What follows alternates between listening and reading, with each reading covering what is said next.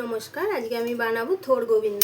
এই জন্য থোড় নিয়ে নিয়েছি, কাটা থোড়, আর ধুয়ে পরিষ্কার করে নিয়েছি। এটাকে নুন মাখিয়ে রেখে দেবো কিছুক্ষণ। এটার মধ্যে নুন দিয়ে দিচ্ছি। এবার এটা একটু চটকে মেখে নেব। তো প্রথমে ফ্রাই প্যানটা অন করে এটাকে ধরিয়ে নিচ্ছি। আর এখানে গোবিন্দভোগ কিছুটা চাল নিয়েছি, একদম সামান্য, এক মুঠোও না, তারও কম। এটা ধুয়ে নিয়েছি, এই জন্য নাম হয়েছে, এটার নাম থোড় গোবিন্দ। এই যে চাল, আর এই যে থোড়টা নুন দিয়ে মেখে রেখে দিয়েছিলাম, কতটুকুন হয়ে গেছে। এটা জলটা চিপে আমি তারপরে দেব। আমি এর মধ্যে সাদা তেল দিয়ে দিচ্ছি। বাটিতে রাখা ছিল পরিষ্কার তেল, এটাই দিচ্ছি। 3 চামচের মতন একটু দিয়ে দিচ্ছি। সাদা তেল দিয়ে দিলাম। তেলটার মধ্যে না আমি একটু ঘি দিয়ে দেবো। এই এতটা ঘি এখন দিলাম, পরে আর একটু দিয়ে দেবো। সেটা একটু গরম হয়ে যায়, তারপরে বাদ বাকি কাজগুলো করছি। তেলটা গরম হয়ে গেছে, এর মধ্যে গোটা জিরে আর এই একটা শুকনো লঙ্কা দিয়ে দিচ্ছি। এবার এর মধ্যে আমি চালটা দিয়ে দেবো। চালটা দিয়ে এটা হালকা মতন ভেজে নেব। এর মধ্যে এখন আমি কিছুটা আলু কুচনো দিয়ে দিচ্ছি। আলুটা কেটে ধুয়ে নিয়েছিলাম, হালকা ভাজা হয়ে কিছুটা আদা বাটা দিয়ে দিচ্ছি। এতটা আদা, এবার একটু এটাকে কষিয়ে নিই। এর মধ্যে আমি কিছুটা এখন মশলা দিয়ে দেবো। হলুদ দিয়ে দেবো,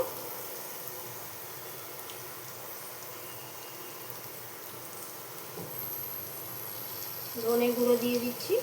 ধনে গুঁড়োটা একটু বেশি দিচ্ছি। একটু জিরে গুঁড়ো দিয়ে দেবো।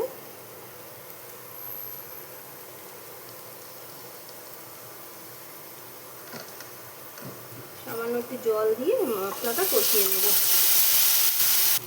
মশলাটা কষানো হয়ে গেছে, এবার আমি এর মধ্যে থোড়টা দিয়ে দেবো। নুন দিয়ে মেখে রাখা থোড়টা জল শুধুই দিয়ে দেবো, তাহলে আর এক্সট্রা জল আমাকে দিতে হবে না।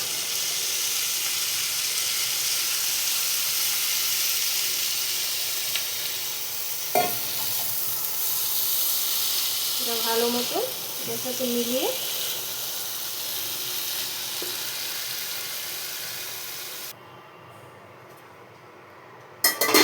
এবার এর মধ্যে আমি কিছুটা নারকেল আর এটার মধ্যে কাঁচা পাকা লঙ্কা বেটে নিয়েছিলাম 3টে, ওটা দিয়ে দিচ্ছি।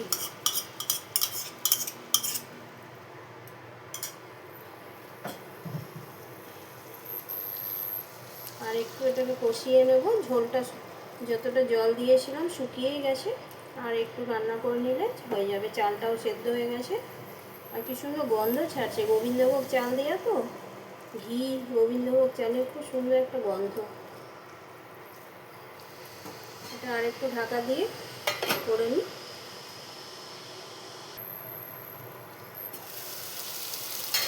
এর মধ্যে এখন সামান্য চিনি দিয়ে দেবো। এটা একটু মিষ্টি মিষ্টি হলে খেতে ভালোই লাগে।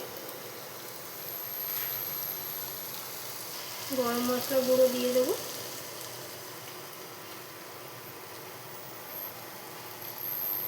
ব্যাস হয়ে গেছে।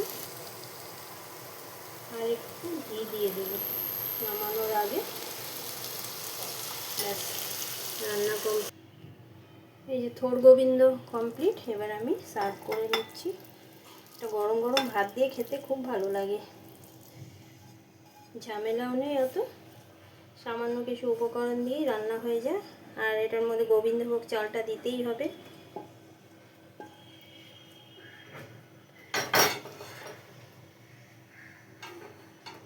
থোড় গোবিন্দ রেডি। এই যে, ভিডিওটা ভালো লাগলে একটা লাইক করে দেবেন।